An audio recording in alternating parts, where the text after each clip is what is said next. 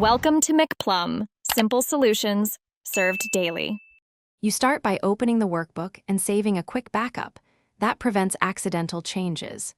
Next, select the sheet or the specific range you want to search, because limiting scope speeds results and avoids false matches.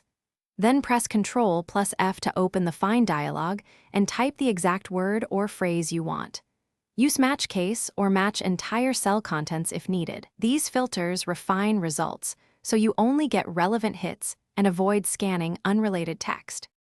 Once done with a basic find, click Options to expose within, search, and look in filters so you can refine how Excel locates text. You can choose between rows or columns under search and use wildcards like asterisk and to capture patterns. This helps when you only know part of a word. Also pick Lookin, formulas, values, or comments to control where Excel inspects content. Make sure to test match case or entire cell for exact matches before replacing anything.